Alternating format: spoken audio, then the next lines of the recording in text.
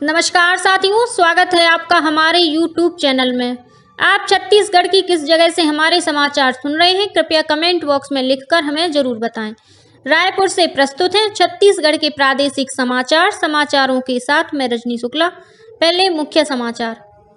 गुजरात और हिमाचल प्रदेश विधानसभा चुनाव के साथ ही भानुप्रतापपुर विधानसभा उपचुनाव के लिए आज होगी वोटों की गिनती।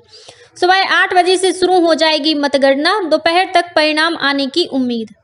संसद का शीतकालीन सत्र कल से शुरू हो गया है। प्रधानमंत्री ने राजनीतिक दलों से आग्रह किया कि वे संसद के सत्र को अधिक उपयोगी बनाने के लिए सामूहिक प्रयास करें। देश भर में कल सशस्त्र सेना झंडा दिवस मनाया गया। राज्यपाल ने राजभवन में आयोजित कार्यक्रम में भूतपूर्व सैनिकों और शहीदों के परिजनों को सम्मानित कर सहायता राशि प्रदान की। और बंगाल की खाड़ी में चक्रवाती तूफान के कारण अगले कुछ दिनों में छत्तीसगढ़ के कुछ स्थानों पर हो सकती है बारिश। अब समाचार विस्तार से। गुजरात और हिमाचल प्रदेश विधानसभा चुनावों के तहत आज मतगणना की जाएगी।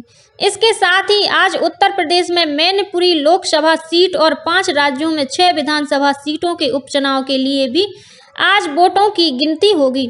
इन विधानसभा उपचुनावों में छत्तीसगढ़ का भानुप्रतापपुर उपचुनाव भी शामिल है। भानुप्रतापपुर विधानसभा उपचुनाव के लिए आज सुबह 8 बजे से मतों की गिनती का काम शुरू होगा। निर्वाचन आयोग द्वारा मतगणना की तैयारियों को अंतिम रूप दिया जा चुका है।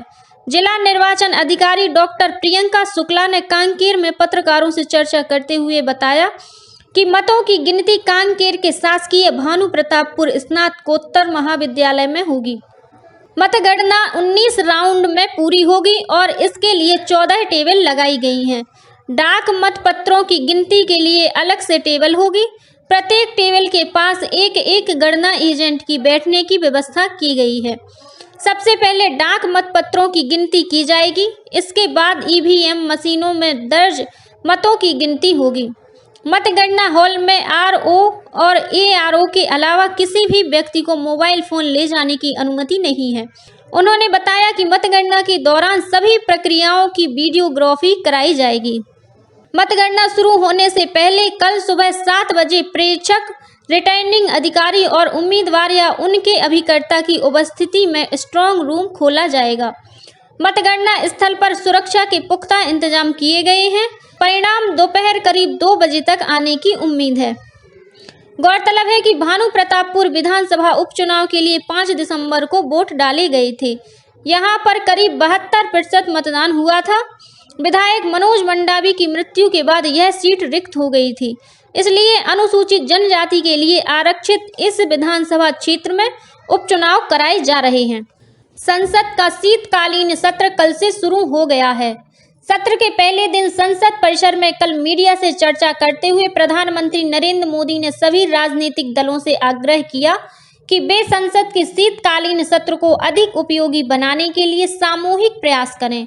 प्रधानमंत्री ने सभी राजनीतिक दलों से अपील की कि वे बहस में युवा सदस्यों को भाग लेने का मौका दें। इससे उन्हें भविष्य के लिए खुद को संवारने में मदद मिलेगी। सत्र को महत्वपूर्ण बताते हुए श्री मोदी ने कहा कि ये सत्र ऐसे समय में हो रहा है जब भारत ने G20 की अध्यक्षता ग्रहण की है और देश अमृत काल में प्रवेश कर चुका है। उन्होंने कहा कि G20 विश्व के सामने भारत की क्षमता को दर्शाने का विशेष अवसर है। प्रधानमंत्री ने विश्वास व्यक्त किया कि राज्यसभा के नए सभापति जगदीप धनखड़ के नेतृत्व में सदन नए कीर्तिमान स्थापित करेगा। राज्यसभा में शीतकालीन सत्र के पहले दिन उनका स्वागत करते हुए श्री मोदी ने श्री धनखड़ को शुभकामनाएं दी। शीतकालीन सत्र इस महीने की 29 तारीख तक चलेगा। इस दौरान लोकसभा और राज्यसभा दोनों की 17 बैठकें होंगी।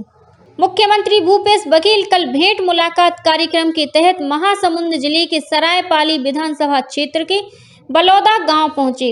इस मौके पर उन्होंने शिशुपाल पर्वत को पर्यटन स्थल घोषित करने और सरायपाली में अंतर्राज्यीय बस स्टैंड का निर्माण सहित कई अन्य घोषणाएं की। इस अवसर पर मुख्यमंत्री ने भंवरपुर में आयोजित कार्यक्रम में हाट बाजार क्लिनिक योजना के तहत जिले के सभी विकासखंडों के लिए मोबाइल मेडिकल यूनिट प्रदान किए। श्री बघेल ने भंवरपुर को नगर पंचायत और उप तहसील बनाने की घोषणा के अलावा भंवरपुर में किसी राष्ट्रीयकृत बैंक की शाखा खोलने की प्रक्रिया शुरू करने का ऐलान भी किया। उन्होंने भंवरपुर पुलिस चौकी का स्तर बढ़ाकर इसे थाना बनाने और इस क्षेत्र में कॉलेज की स्थापना तथा स्वामी आत्मानंद इंग्लिश माध्यम स्कूल खोलने की घोषणा भी की। भेंट मुलाकात कार्यक्रम के दौरान मुख्यमंत्री ने गरियाबंद जिले के लिए 219 करोड़ रुपए से अधिक के करीब 450 विकास कार्यों का भूमि पूजन और शिलान्यास किया। भाजपा के राष्ट्रीय पदाधिकारियों की 2 दिवसीय बैठक दिल्ली में हुई। इसमें छत्तीसगढ़ से पार्टी के प्रदेश अध्यक्ष अरुण साव, राष्ट्रीय उपाध्यक्ष डॉक्टर रमन सिंह और संगठन महामंत्री पवन साय शामिल हुए। इस बैठक में प्रदेश अध्यक्ष श्री साव ने राज्य में कांग्रेस सरकार के खिलाफ हुए आंदोलनों की जानकारी दी। उन्होंने छत्तीसगढ़ में संगठन स्तर पर चल रहे कार्यों और गतिविधियों से भी भाजपा के राष्ट्रीय पदाधिकारियों को अवगत कराया। बैठक में लोकसभा प्रवास और मन की बात जैसे विषयों पर भी चर्चा हुई। बैठक का उद्घाटन प्रधानमंत्री नरेंद्र मोदी और राष्ट्रीय अध्यक्ष जेपी नड्डा ने किया था। भारतीय जनता पार्टी की प्रदेश इकाई ने बस्तर के मालगांव में मुरुम खदान में 6 ग्रामीणों की मौत और अंबिकापुर मेडिकल कॉलेज में 4 नवजात शिशुओं की मौत के मामले की जांच के लिए दल गठित किया है। पार्टी के प्रदेश महामंत्री केदार कश्यप ने बताया कि यह समिति संबंधित स्थानों का दौरा कर इस मामले में संबंधित तथ्यों का अन्वेषण कर अपनी रिपोर्ट 1 सप्ताह में सौंपेगी।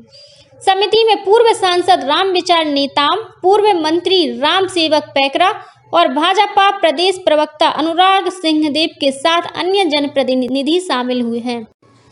देश भर में कल सशस्त्र सेना झंडा दिवस मनाया गया। यह दिवस हर साल शहीदों और मातृभूमि की रक्षा करने वाले सशस्त्र बलों के जवानों को सम्मानित करने के लिए मनाया जाता है। इस दिन सशस्त्र बलों के कर्मियों के कल्याण के लिए लोगों से धन भी एकत्र किया जाता है। रक्षा मंत्री राजनाथ सिंह ने वीडियो संदेश के माध्यम से सशस्त्र सेना झंडा दिवस कोष में योगदान देने की अपील की। इस अवसर पर कल राजभवन के दरबार हॉल में सैनिक कल्याण बोर्ड द्वारा आयोजित कार्यक्रम में राज्यपाल अनुसुईया उइके शामिल हुई। राज्यपाल ने कहा कि हमारा कर्तव्य है कि देश के सैनिकों के योगदान को न केवल याद रखें बल्कि उनके प्रति कृतज्ञ भी रहें। उनके परिवार को अपना परिवार समझकर उनका ख्याल रखें। कार्यक्रम में राज्यपाल ने भूतपूर्व सैनिकों और शहीदों के परिजनों को सम्मानित किया और सहायता राशि प्रदान की। उन्होंने भूतपूर्व सैनिकों के कल्याण के लिए सर्वाधिक सहयोग देने वाली संस्थाओं और व्यक्तियों को धन्यवाद दिया। राज्यपाल ने स्वयं 2 लाख की सहायता राशि का चेक सैनिक कल्याण बोर्ड को सौंपा। मुख्यमंत्री भूपेश बघेल ने भी कल सैनिकों के कल्याण के लिए अंशदान किया। मुख्यमंत्री से छत्तीसगढ़ सैनिक कल्याण बोर्ड के संचालक ब्रिगेडियर विवेक शर्मा ने गरियाबंद जिले में मुलाकात की। श्री बघेल को इस अवसर पर ब्रिगेडियर ने प्रतीकात्मक झंडा लगाकर सहयोग राशि प्रदान की। अपने संदेश में मुख्यमंत्री ने कहा है कि यह दिवस देश के जांबाज सैनिकों और उनके परिवारजनों के प्रति अपनी जिम्मेदारियों को महसूस करने और उसमें अपना योगदान देने की पवित्र भावना का प्रतीक है। दंतेवाड़ा जिले के अरनपुर थाना क्षेत्र से सुरक्षा बलों ने 2 माओवादियों को गिरफ्तार किया है। मिली जानकारी के अनुसार जवानों का संयुक्त दल गश्त पर निकला हुआ था। इसी दौरान रेवाली गांव से इन माओवादियों को पकड़ा गया। इनमें से एक माओवादी पर 1 लाख रुपए और दूसरे माओवादी पर 10,000 रुपए का इनाम घोषित था। कई गंभीर वारदातों में शामिल रहने के कारण सुरक्षा बल के जवान लंबे समय से इन माओवादियों की तलाश कर रहे थे। जांजगीर चांपा जिले में नवागढ़ थाना क्षेत्र के तुलसी और किरीत धान खरीदी केंद्रों में फर्जी नवीनीकरण के नाम पर करीब 3 करोड़ 30 लाख रुपए के गबन का मामला सामने आया है।